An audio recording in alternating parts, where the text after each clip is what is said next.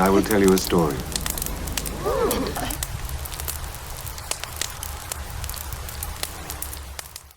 Welcome to another Catholic Context Microclip, where Catholic apologetic points are presented in short video clips. Brought to you by AnalogyApologetics.com. Have you ever met a Christian who believed that Christ intended communion only as a symbol? In other words, the bread and wine are symbols meant to spiritually feed Christians. This errant belief is prominent in non-Catholic Christian communities. For example, this article from the website Christian.net notes that Holy Communion is a sacred conduit. But most importantly, it notes that the act of consuming the bread and wine symbolizes a spiritual feeding. Yet to believe this, they err in a key theological understanding. This is the understanding of the difference between a spirit and a human person. A spirit has no body. It has no flesh. This is biblical.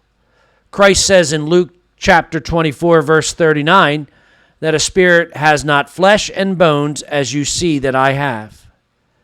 The original Greek word used in this passage is sarx.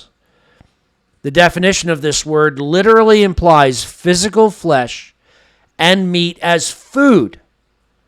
Why is this important? Well, because in John 6, Christ says this, "Truly, truly, I say to you, unless you eat the flesh of the Son of Man and drink his blood, you have no life in you."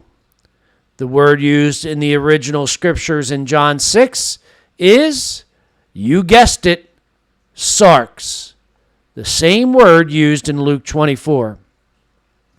Christ is both divine and human in John 6. He knew what his disciples were thinking and how they inferred his comments. Yet he doubled down anyway and specifically noted his flesh was true food.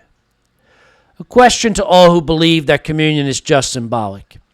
If God is divinely perfect and Christ perfectly spoke, knowing his words would be recorded in the scriptures, and he knew the difference between a human person who is body and spirit and a pure spirit who has no body, why would he say that his flesh must be eaten if he was not talking about his human self?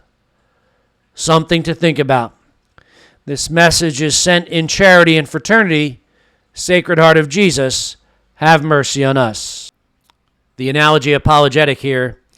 If you found this or any of our videos beneficial, please hit like and subscribe, and please remember to click the bell too for reminders.